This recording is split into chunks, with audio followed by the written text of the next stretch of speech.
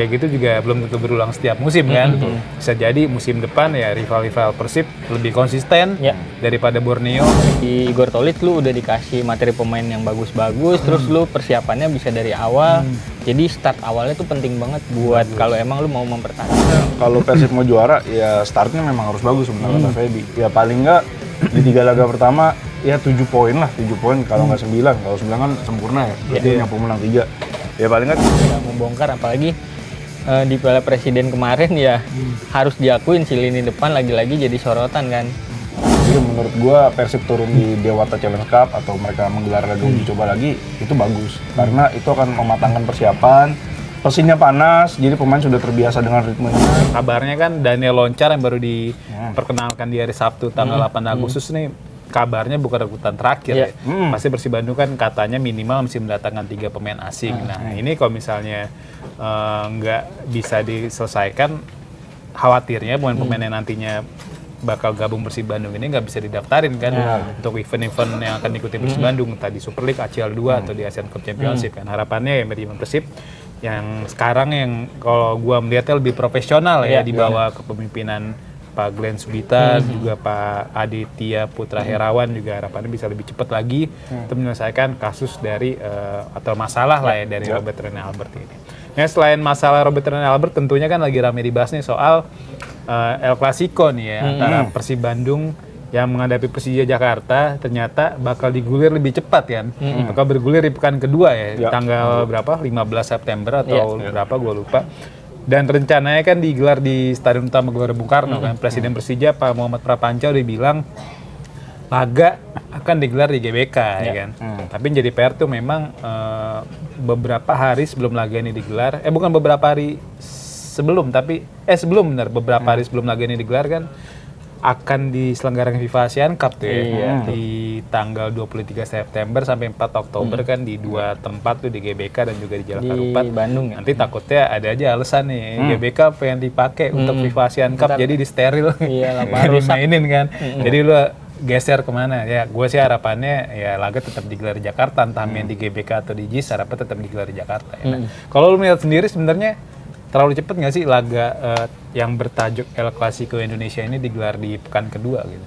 Ya sesuai ikutin PT Liga aja sih Bur, karena udah pengundian dan mengocokannya udah di awal ya, menurut gua ya nggak apa-apa juga ketemu Persib dan Persija. Dan kalau gue sih berharapnya sebagai pencinta sepak bola sih dan supaya beneran laganya digelarnya di GBK. Sampai sejauh ini sih sampai saat ini statementnya masih di GBK kan, belum ada perubahan walaupun itu ada pertandingan timnas kan di situ masih di GBK ya, semoga nggak ada perubahan kayak waktu itu tiba-tiba main di Kalimantan atau di Bali ya, semoga jadi ya Persija bisa mempersiapkan timnya karena mereka di pertandingan awal-awal nih lawannya juga agak-agak sulit semua, agak-agak berat. Ya semoga Persija bisa maksimalin laga kandangnya dan ini pasti pertandingan sangat seru, El Clasico-nya Indonesia, walaupun main di awal-awal pasti antusiasnya tetap tinggi sih kalau menurut gua. Ya harapannya bisa ya, kalau kemarin kan di locker room si Kang Eko Maung bilang ya mungkin digelar di pekan kedua atau di bulan September karena nggak terlalu banyak agenda negara nih. Kemarin kan di bulan Mei kita tahu kenapa diselenggarakan di Segiri kan alasannya kalau dari pihak keamanan karena situasi keamanan yang nggak memungkinkan lah, karena ada banyak event lah di bulan yang sama, makanya digeser ke Segiri. Makanya setelah dicek-cek mungkin September paling tepat dan lebih tepatnya di tanggal itu kan, tanggal 15 atau 16 gue lupa. Gimana Pak soal Persija yang digelar di pekan kedua nih? Kayak gini mah wajar kalau misalnya di luar negeri aja udah biasa, misalnya big match digelar di awal. Kayak ingat aja musim lalu kan MU Arsenal langsung pekan pertama tuh. Big match itu masuk. Big match itu. Big match lah. Dari mau gimana juga big match kan. Lupa gue di Serie A pernah nggak AC Milan Inter Milan atau Inter Milan Juventus atau AC Milan Juventus di awal-awal, gue lupa. Kayaknya pernah sih. Jadi hal itu menurut gue wajar karena kan apalagi kalau pengundiannya pakai komputer ya ngacak banget lah. Nah masalahnya adalah pertandingan kayak gini kan bukan soal stadion ya. Kalau kita ingat kemarin pas lagi yang Persija Persib, pengelola PPK GBK kan bilang kami ngasih izin, kami ngasih restu. Masalah ada di keamanan kan.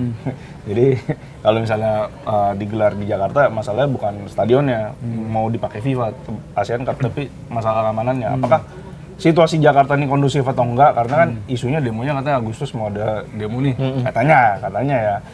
Efeknya kan bisa aja sampai ke September kan. Dinilai kondisinya nggak kondusif nih Jakarta, efek demo dan semacamnya lah.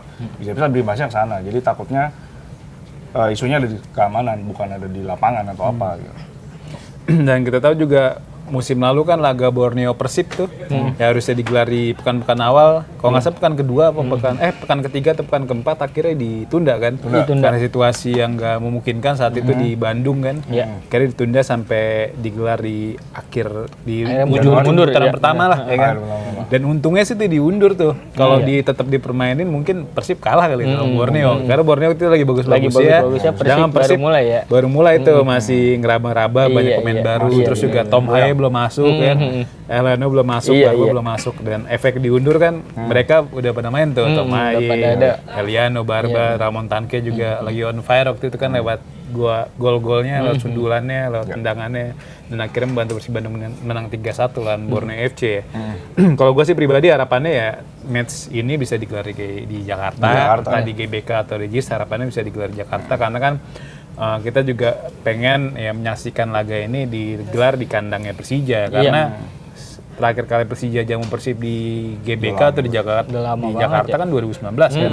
Waktu itu skor sama kuat 1-1, Persija lebih unggul 1-0 lebih dulu, terus disamakan oleh Arthur Gevorkian di menit ke injury time lah, akhirnya skor sama kuat 1-1. Setelah itu kan Persija lebih sering terusir ya, walaupun digelar di Patriot tapi itu kan bukan Jakarta, itu Bekasi kan. Itu Bekasi. Waktu itu Persija juga menang, terakhir kali menang di main di Patriot. Setelah menang 2-0 di musim setelahnya imbang 2-2 ya. Setelah itu kan akhirnya main di Segiri kan, kalah 2-1 atas Persib Bandung. Nah, selain jadwal ketat di pekan kedua ini juga Persib Bandung kan dihadapkan dengan jadwal yang gak mudah nih di 3 pekan awal kita tahu kan. Pertama lawan PSM Makassar. Terus tandang ke Persija, terus juga tandang ke Persijap kan. Kita tahu Persijap juga beberapa kali sering merugikan Persib Bandung lewat performa yang mengejutkan. Musim lalu kan Persijap jadi salah-satunya tim yang gak kalah kan dari Persib Bandung setelah imbang 0-0 di GBLA, di putaran pertama juga Jepara menang 2-1 kan atas Persib Bandung. Dan beberapa kali juga Persijap ngalahin Persib Bandung nih di ajang Kopaji Samsu kan. Dan itu nunjukin kalau Persijap yang nggak inferior lah ketika dihadapkan dengan Persib Bandung. Nah, melihat jadwal 3 laga Persib Bandung lah di awal musim Super League musim depan seperti apa? Lo melihatnya? Ya kalau emang masih mau juara, start awalnya harus bagus sih Bur. Apalagi lu dapet materi pemainnya lebih bagus dibanding musimnya Coach Bojan sebelumnya. Karena kan Coach Bojan kan datangnya kan bertahap kan, pemainnya Tom Haye datang di pertandingan keberapa gitu baru datang kan. Nah kalau ini si Igor Tolic lu udah dikasih materi pemain yang bagus-bagus, terus lu persiapannya bisa dari awal. Jadi start awalnya tuh penting banget buat kalau emang lu mau mempertahankan gelar juara lu di musim keempat kalinya besok nih. Dan kalau menurut gua ketika Persib Bandung ketemu tim yang agak papan menengah ke bawah, dia emang agak kesulitan ketika ketemu agak yang ya kayak Persijap lah gitu Bun.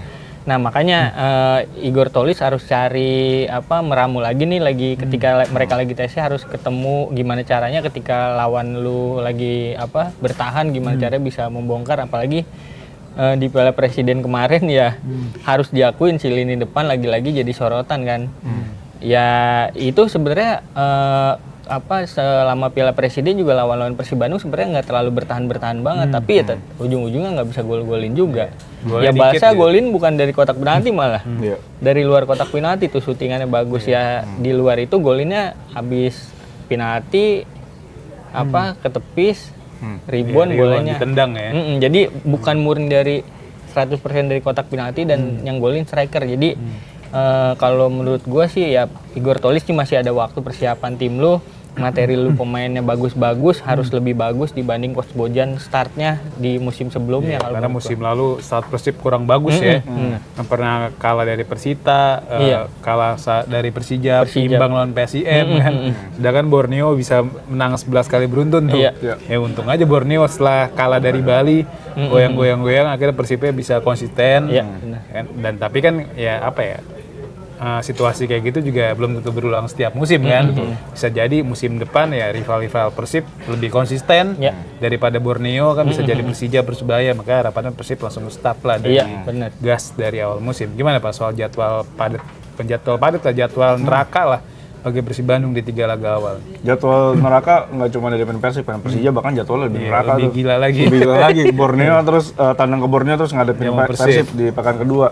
Lawan Java habis itu lagi. Nah, lawan Java lagi habis itu. Jadi sebetulnya kalau Persib mau juara ya startnya memang harus bagus sebenarnya kata Feby. Ya paling nggak di 3 laga pertama ya 7 poin lah, 7 poin kalau nggak 9. Kalau 9 kan sempurna ya. Berarti yang pemenang 3.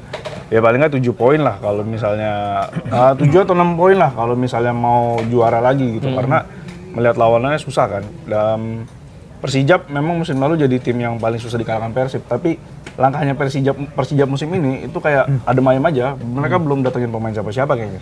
Bahkan sosmednya jarang welcome nih. Belum kelihatan ya. Belum kelihatan. Kalau klub lain kan welcome nih. Mereka terakhir 16 Juli. Masih kendala sponsor deh. Kendala sponsor. Nah, itu ciri khas, bukan ciri khas ya. Jadi kayak kebiasaan klub-klub yang dari promosi dari divisi bawah ke atas nih. Di musim pertamanya bagus. Begitu masuk musim kedua nih kayak bensinnya habis ya, tenaganya habis, apa tanda-tanda bakal ketendang musim depan, nggak tahu ya, pokoknya biasanya kayak gitu kan. Jadi ada kayak semacam trennya lah, promosi bagus di musim pertama, promosi habis itu gitu. Jadi mungkin Persijap tahun ini akan kalah lawan Persib 2 kali pertandingan gitu. Kandang tandang ya, kalau ngeliat sejauh ini Persijap nggak ngapa-ngapain ya. Kayaknya musim ini Persijap akan jadi tim yang dikalahin Persib kandang tandang ya. Pemain-pemainnya udah pada pindah kan, kayak Yakubu ke mana, Garuda Yaksa ya. Dan Garuda Yaksa rekrutannya top ya, Paulo Ricardo, terus juga banyak pemain-pemain Balkan juga dibeli sama dia. Jadi salah satu tim promosi yang diperhitungkan lah ya, ketimbang PSS Sleman atau siapa? Isan Mulang ya. Isan Mulang kan. Ganti Adi Aksa yang sekarang balik lagi ke Liga 2 lagi ya. Adi Aksa lagi. Ajaib banget Indonesia ya. Udah promosi kan, dijual lisensinya. Kok bisa gitu ya? Jual lisensinya terus dia beli lagi klub Liga 2 buat main di Liga 2 lagi, emang unik Indonesia. Namanya Adi Aksa lagi. Iya, Adi Aksa Bekasi City kan. Bekasi City Adi Aksa atau Adi Aksa Bekasi City di antara dua itu. Yang aneh Indonesia. Dan sebelum main di Super League, Persib Bandung kan masih main di turnamen pramusim ya. Setelah Piala Presiden, Persib akan main di Dewata Challenge, Dewata Challenge Series ya. Dan akan main lawan Bali United tanggal 18 sama Sabah FC, mantan klub Sadil Ramdhani itu di tanggal 15 Agustus. Ya. Lo melihat pemilihan dengan turun di laga pramusim ini udah tepat belum sih bagi Persib Bandung? Kalau menurut gue tepat banget sih, Bur. Apalagi posisinya nih pemain datangnya udah hampir semua datang, cuman kan setengah pemainnya, mayoritas pemain yang bagusnya kemarin main di Piala AFF kan. Jadi ya Igor Tolis juga belum bisa belum bisa menggabungkan kekuatan yang pemain Piala Presiden dan Piala AFF kemarin. Nah, ketika ada Dewata Challenge itu menurut gue ini pas banget sih. Jadi pramusim yang tepat banget untuk Persib Bandung biar Igor Tolis bisa ngelihat semua pemainnya dimainin bareng-bareng. Jadi ketika nanti main penyisihan dulu kan, baru main Super League kan, playoff dulu. Playoff 2 lawan kan. Liger. Jadi udah lebih siap aja sih kalau menurut gue. Jadi Dewata Challenge itu kesempatan banget untuk Igor Tolis ya ngotak-ngatik timnya sebelum pertandingan resmi sih kalau menurut gua. Jadi ini penting banget untuk Persib Bandung persiapannya supaya makin matang lagi. Karena gua selama nonton Persib Bandung di Piala Presiden kemarin nggak puas aja ngelihat Persib Bandung dengan materi pemain yang bagus semua. Ya itu kayaknya harusnya bisa lebih bagus. Iya, harusnya bisa lebih bagus lagi. Dan dengan menghadapi Sabah FC kan makin memperbesar pengalaman Persib Bandung dia menghadapi tim-tim dari luar Indonesia kan di Piala Presiden kemarin kan udah ngelawan DPNM ya, lawan Tampines Rovers juga. Jadi sebagai modal lah jelang turun di ACL 2 ya kalau lolos ke fase grup. Maksudnya paling nggak modal lah jelang lawan Mandela Liger. Kita tahu kan itu laga yang krusial banget bagi Persib Bandung. Kalau pengen lolos ke fase grup ya harus menang lawan Mandela Liger itu kan di Liga Playoff. Ini gimana Pak melihat soal Persib Bandung yang turun lah di Dewata Challenge ini nih? Buat gua kalau Persib memang pengen juara, pengen start yang bagus ya turun di laga pramusim sebanyak-banyaknya tapi diatur dengan yang baik gitu. Kayak misalnya level lawannya yang pertama-tama awal yang enteng-enteng, baru yang habis itu yang bagus, yang sedang bagus itu bagus, baru terakhir enteng, baru masuk liga gitu. Jangan kayak kemarin harusnya sih menurut gua kemarin Persib nggak usah ikut Piala Presiden harusnya. Lebih baik gitu karena jadwalnya padat banget kan dan itu merusak ritme tim. Dan sekarang adalah jadwal yang paling pas buat Persib gitu kalau menurut gua karena mainnya 3 hari kan.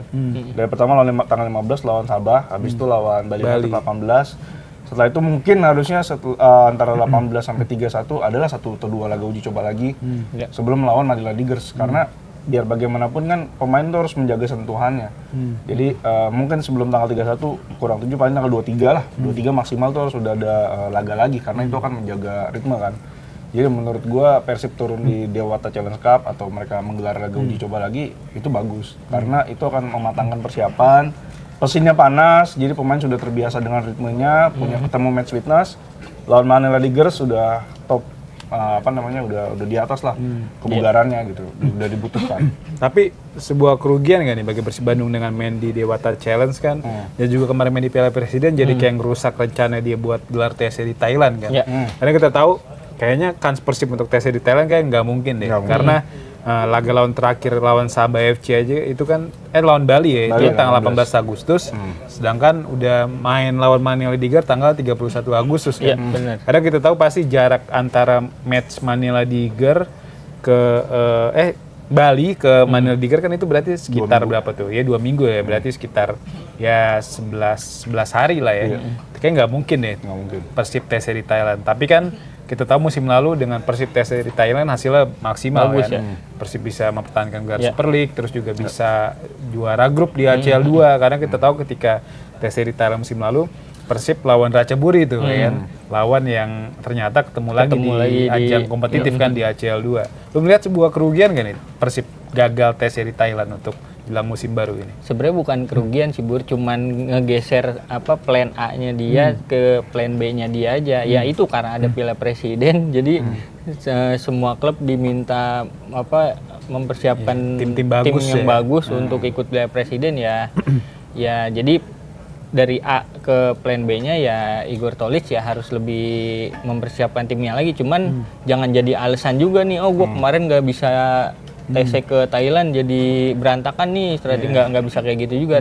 Toh lu juga dikasih kesempatan sama manajemen untuk bisa TC di Bali ya kan. Terus ya di Bali juga fasilitasnya nggak sembarangan kan. Ya timnas juga kita di situ juga kan. Tapi nggak lolos fase grup ya. Makanya semoga jangan kayak timnas nih. Igor Tolic harus dikasih peringatan juga, jangan sampai kayak timnas lu, materi pemain lu timnas semua lagi sekarang ya kan. Jangan sampai TC di Bali malah bikin performa Persib Bandung jadi nggak berkualitas. Apalagi pemain lu sangat-sangat bagus sekarang dan harus dimaksimalin dengan baik. Jadi TC di Bali harus dimaksimalin sama Igor Tolic dan supaya chemistry pemain-pemainnya yang kemarin belum ketemu tuh bisa ketemu ketemu cepet di situ ya. Gue berharap dengan persiapan Persib Bandung yang di Bali dilakuin sekarang bisa lebih baik lagi untuk musim besok sih. Gimana Pak soal Persib yang nggak jadi TC di Thailand? Sebetulnya TC mau di mana aja kan sama aja, yang penting fasilitasnya, yang penting tim itu bonding kan. Mau di Bali kayak di Thailand kayak Singapura kayak Malaysia kayak terserah lah mau di mana. Yang penting kan tujuannya adalah membentuk ikatan antara pemain kan, kebersamaan dengan pemain.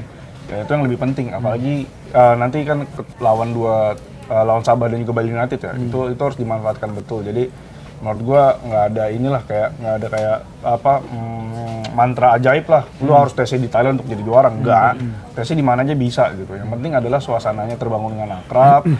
Pemain memahami apa yang diinginkan Igor Tolic. Igor Tolic juga tahu pemain-pemainnya kurangnya kelebihannya apa, skuadnya seperti apa. Jadi itu yang lebih penting daripada lokasinya kalau buat gua ya. paling kalau dari gue pribadi paling minusnya dengan lu nggak TC di Thailand, lu jadi kehilangan kesempatan untuk uji coba lawan Sama tim-tim tim yang yang lebih bagus, berkualitas ya, gitu kan, karena level klub-klub Thailand pasti di atas tim-tim Malaysia atau Indonesia kan. Sejauh ini kan Persib lawan-lawannya tim-tim Malaysia Super League kan, ada DPMM, terus juga Sabah FC, kemarin lawan Tampines Rovers juga. Tapi Tampines Rovers kan kita nggak bisa pungkiri levelnya masih di bawah. Ya paling nggak kalau di Thailand kayak Ratchaburi masih di bawah kan, Bangkok United. Nah Thailand kan biasanya kalau Persib kalau tes di Thailand kan ada potensi lawan tim-tim itu kan, dan itu akhirnya langkah yang diambil Persib Bandung musim lalu kan diikuti Persija kan di musim ini kan. Persija berangkat tadi hari ini hari Selasa tanggal 11 Agustus untuk TC di Thailand, dan gua nggak tahu di Thailand bakal mengadakan berapa uji coba belum tahu. Tapi kan nanti kan di akhir Agustus Persija bakal lawan Brisbane Roar kan di GBK kan. Itu Brisbane Roar kita tahu salah satu klub Liga Australia, mantan klub Revel Strike yang dimiliki oleh salah satu pengusaha Indonesia lah ya kan. Kalau nggak salah kayak punya satu sister juga sama Persija yang punya sama. Makanya bisa diagendakan. Ini kalau gue lihat sih kayak 11-12 kayak Persib musim lalu kan Persib setelah TC di Thailand lawan Sydney Western Sydney Wanderers kan, klub Australia juga kan, dan saat itu kan Juan Mata main di situ saat itu, walaupun akhirnya Mata pindah ya ke Melbourne Victory kan. Dan ya, makanya gue lihat deh Persija udah kayak ngikutin Persib banget ya. Makanya kita lihat nanti hasilnya gimana nih Persija nih di musim baru ya. Nah, setelah itu juga kita tahu Persib Bandung selain persiapan jelang musim baru ada rekrutan pemain ya kan. Tadi kita udah sebut Daniel Loncar kan jadi rekrutan terakhir yang diperkenalkan Persib Bandung di hari Sabtu tanggal 8 Agustus. Nah, Daniel Loncar ini bisa main di banyak posisi kan. Di posisi utama memang back tengah, tapi dia bisa main sebagai full back kanan, full back kiri sampai gelandang bertahan. Kalau kita lihat dari pembelian pemain Persib Bandung sejauh ini, dari 8 pemain udah dibeli kayak pemain versatile player semua kan. Kita tahu bisa Ragnar lah ya kan, posisi aslinya itu winger aslinya kan winger, tapi dia bisa main gelandang serang, penyerang, bahkan gelandang sentral juga bisa. Terus juga Sandy Walsh back kanan, terus bisa main back tengah, back kiri, gelandang bertahan juga bisa. Dia main yang versatile. Nah, lu melihat apakah memang Persib Bandung dengan main di banyak kompetisi jadi nyari pemain seperti itu ya? Iya benar juga Bur. Dengan lu banyak turnamen di musim besok, antisipasi juga banyak pemain yang cedera, ya alangkah baiknya lu nyari pemain emang yang bisa banyak posisi sih, benar. Terus kedatangan Daniel Loncar juga menurut gue tepat banget malah didatangin sama Igor Tolis. Kenapa? Ya sepanjang gue ngelihat Mutumbo kemarin di Piala Presiden ternyata bisa dilewatin sama Witan juga dia. Jadi kayak gue sebagai penonton netral yang ngelihat Persib Bandung kemarin nggak setenang ngelihat Barba waktu ya, emang beda level jaga sih. Ini sih ya. Pas Mutumbo ya lewat juga nih sama Witan, jadi agak ada kekhawatiran lah gitu ya. Cuman ya gue berharap ya Igor Tolis balik lagi, dia ada peluang buat TC. Ya kemarin juga Piala Presiden kan terlalu mepet kan sama persiapan tim Igor Tolis kan, jadi ya dengan ada TC ini ya dia bisa lebih, supaya pemain-pemain juga bisa lebih nyaman dengan Igor Tolis, bisa lebih bisa menikmati juga strategi Igor Tolis kayak gimana. Jadi ya kekhawatiran gue yang tadi gue rasain pas ngelihat Mutumbo tuh kayak ya aduh ngeri juga nih Persib Bandung nih musim besok nih. Cuman ya ketika ada Daniel Loncar, wah ada back lain nih yang ada opsi ya. Dan gue berharap bisa lebih bagus dan lebih kokoh gitu buat jaga lini pertahanan Persib Bandung. Gimana Mas ya soal versatile player nih yang jadi rekrutan Persib Bandung sejauh ini? Itu justru bagus kalau misalnya mengarungi kompetisi yang panjang ya. Jadi cukup ngedaftarin satu pemain tapi bisa main di banyak posisi nih. Jadi itu bisa menghemat daftarin squad. Bisa aja slot yang ada dialihkan buat yang lain ke pemain muda misalnya. Jadi jadi squad Persib itu nggak berkurang secara kualitas, tapi secara kuantitas juga nggak berkurang. Jadi mendatangkan pemain-pemain kayak gitu tuh berguna memang. Apalagi kita tahu musim lalu Persib mendatangkan Eliano Reinders kan, dimana dia pemain yang bisa main di banyak posisi dan itu ternyata menguntungkan untuk jangka panjang. Begitu juga dengan Frans Putros yang ternyata nggak cuma bisa di back tengah, back kanan, back kiri, bahkan gelandang bertahan juga bisa.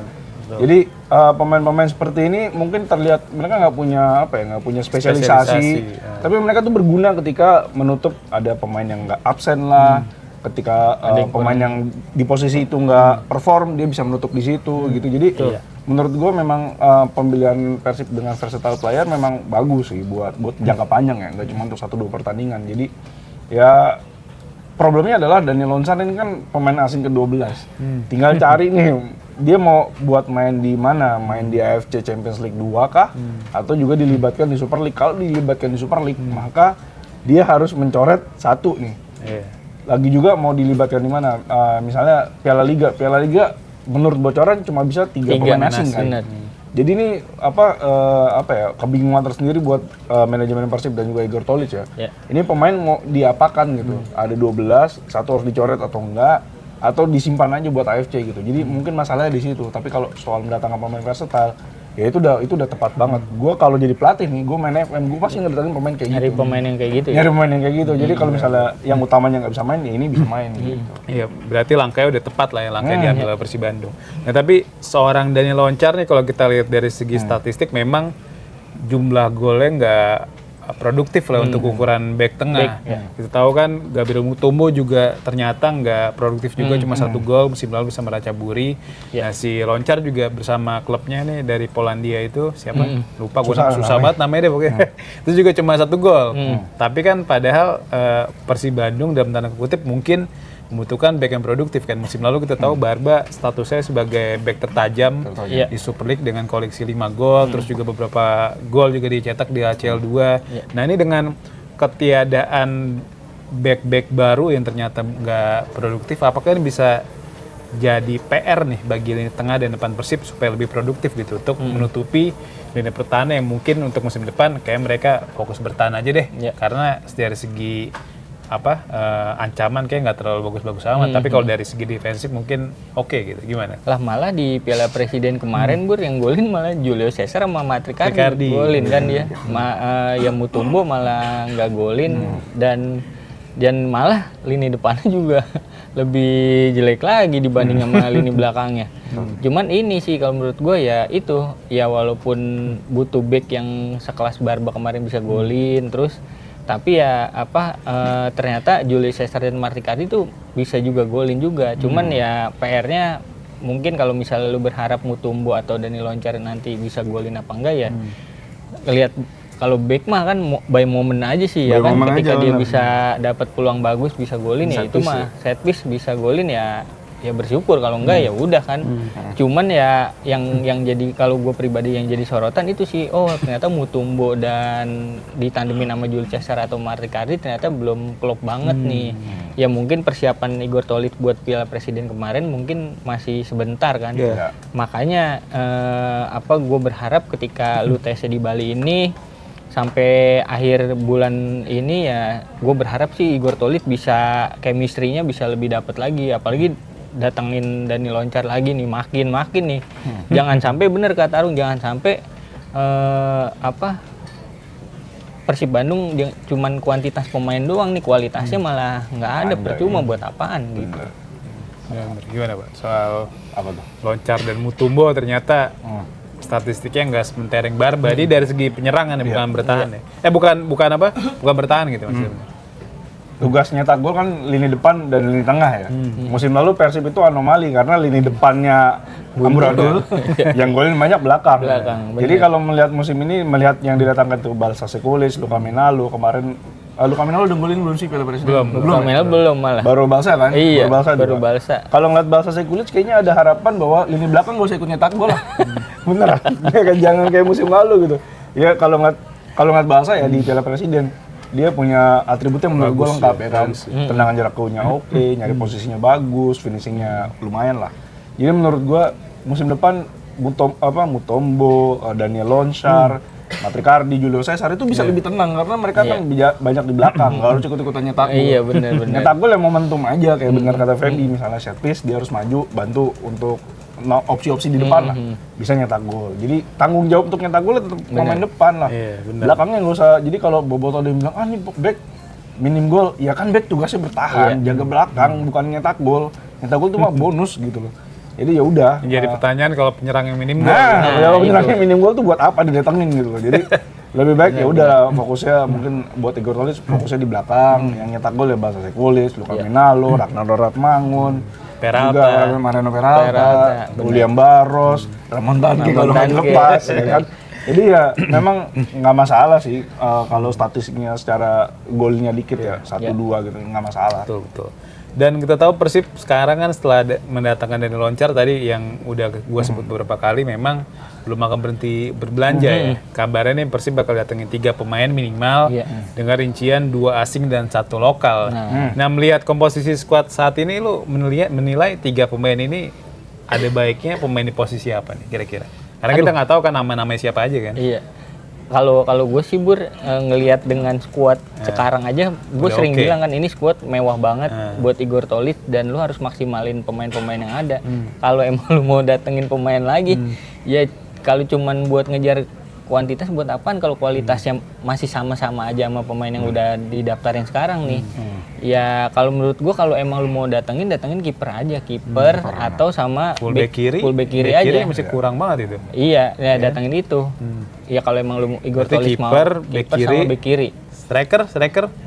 Striker sih ya butuh satu kalau emang lu mau coret Ramon Tanke ya. Ya kalau emang lu nggak mau coret Ramon Tanke kayaknya udah nggak perlu. Lu datengin kiper sama kalau emang harus asing ya, kalau emang harus asing lu datengin kiper asing dan bek kiri asing ya, yang punya kualitas tentunya. Yang punya kan. kualitas. Jangan yang sama aja buat apa. Kayak musim lalu ada Mersibek kan ujung-ujungnya nggak kepake kan. Benar. Dia baru gabung ke klub Liga Kamboja kalau nggak salah ya. Jadi lagi lepas Persib dia engkang ke Liga Kamboja. Yang kompetisi yang liganya sebenarnya di atas Liga Indonesia sekarang. Di ACL 2 sekarang kan juga Kamboja ada 2 tim kan, si Phnom Penh Crown sama Sverieng. Nah, kita lihat nih kalau misalnya Persib lolos ke fase grup ketemu lagi tadi. Bisa jadi kemungkinan lawan Sverieng bisa karena beda pot tuh. Sverieng pot 3, si Phnom Penh Crown pot 4 sama kayak Persib kan. Persib kalau lolos ke fase grup bakal masuk ke pot 4. Pot 4 nanti sama Tampines Rovers, si Taipo dari Hong Kong sama Phnom Penh Crown. Jadi Persib nggak bakal menghadapi mereka, tapi bakal menghadapi Chongan Hanoi kemungkinan ketemu tuh. Karena Chongan Hanoi kan bakal main di playoff ACL Elite lawan Gamba Osaka. Kalau kalah masuk ACL 2 sebagai pot 1. Nah, kalau di pot 2-nya tim Asia Tenggara ada BG Patum sama Kuching City. Kuching. Sedangkan pot 3 tuh ada siapa? Ada si Lion City Sailor, terus sama si Sverieng itu. Nah, makanya ada potensi nih Persib segrup sama tim-tim Asia Tenggara. Gue sih harapannya sih grupnya nggak terlalu berat ya. Kalau gue harapan sih 3-3 udah nggak apa-apa. 4 kan sekarang Asia Tenggara aja. Lolos ke 16 besar tuh urusan belakangan. Nah, mungkin di 16 besar ketemu tim Asia Tenggara lagi kan. Ya harapannya kayak gitu kan, daripada di fase grup udah mati-matian lawan tim-tim Jepang nih. Misal segrup sama Machida Zilvia, sama FC Seoul gitu. Terus nanti di 16 besar ketemu sama siapa? Gamba Osaka gitu misalnya. Apa-apa udah. Mendingan dari fase grup udah capek berjuang-berjuang ya. Makanya. Oke, dari fase grup yang enteng-enteng aja dulu lah. Lo gimana Pak soal rekrutan Persib Bandung nih? Kalau misalnya bener datengin 3 pemain baru, ada baiknya di posisi apa aja kira-kira? Kalau posisi udah pasti kiper ya, karena bagaimanapun Teja butuh pesaing.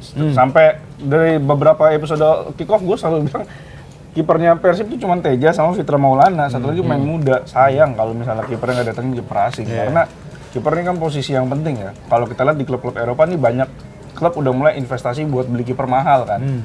Misalnya Ederson dulu dibeli mahal, David De Gea dibeli mahal sama MU gitu, terus Andre Onana dibeli mahal juga gitu. Jadi investasi untuk kiper tuh sangat penting ya. Bener. Itu kiper satu. Iya, benar. Dan bek kiri, 2 benar kata Feby, karena 2 posisi itu yang masih butuh penguatan buat Persib. PR-nya adalah kalau mendatangkan pemain asing lagi. 2 total sekarang kan udah 12 tambah 2 lagi 14. Ada surplus 3 buat mungkin 14 pemain asing nih buat main di ACL 2 karena di ACL 2 kan nggak ada batasan. Tapi kalau misalnya Persib nggak lolos ACL 2 kan jadi mubazir.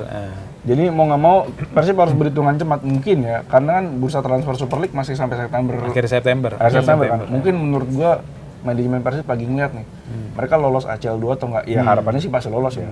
setelah 31 Agustus mungkin mereka baru akan mendatangkan pemain-pemain asing itu. Baru itu. Pemain baru itu karena mereka melihat ternyata gue main di ACL 2 atau main di ACL Challenge itu juga nggak ada batasan kan ya. Nggak ada. Jadi Persib mau melihat itu mungkin pemain-pemain ini buat nambah kualitas di ACL di AFC. Jadi ketika mereka main di Super League agak banyak parkir nih. Jadi hitung-hitungannya ke situ kan. Kalau nggak ya sayang banget tuh 14 pemain cuman 9 kan yang bisa daftar di matchday, di 6 Super League. Di Super League 6 lagi nganggur tuh setiap minggu. Kan sayang banget ngeluarin gaji gede tapi pemainnya nggak bisa dimainin, kayak misalnya musim lalu udah pelajaran di Adam Persibek. Jadi menurut gua manajemen Persib kalau mendatangkan pemain ya kata Feby kualitas jangan kuantitas. Kalau memang betul-betul dibutuhkan ya, kalau kiper memang mendesak ya. Kalau benar-benar dibutuhkan Persib harus cermat nih mau dipakai di mana, di Super League kah, di AFC Champions League kah, atau di AFC Challenge League kah, atau di Piala Liga gitu. Jadi harus benar-benar dicermat lah untuk milih soal pemain. Benar, setuju. Dan memang ya harus tepat sasaran ya, jangan sampai salah langkah lagi karena kita tahu sebenarnya rekrutan pemain Persib Bandung kalau gue lihat dari musim lalu kayaknya nggak semewah Persija gitu. Tuh kayak William Barros kan ketika main di Brazil paling masih main di Seri C kan. Tapi kan rekrutan Persija tuh kayak Maxwell, Alano, Tubaro itu pemain-pemain yang biasa main di Serie A kan. Tapi nyatanya ketika lo ditangani oleh pelatih yang tepat hasilnya ya maksimal kan. Persib bisa jadi juara Super League musim lalu, sedangkan Persija cuma jadi peringkat 3. Nah itu kan yang membedakan mungkin karena dari manajemen dan juga dari kokinya kan. Musim lalu Bujan Hodak oke banget. Nah kita lihat apakah seorang Igor Tolit bisa memimpin Persib Bandung bisa lebih baik lagi di musim depan. Oke, makasih banyak nih Pak Arung dan Bang Feby. Kita sudah bahas Persib Bandung sekitar 40 menitan lah ya. Nanti kalau ada next isu kita bahas lagi di sini. Oke, makasih banyak udah pantengin Kick Off hari ini. Sampai jumpa di podcast Kick Off selanjutnya.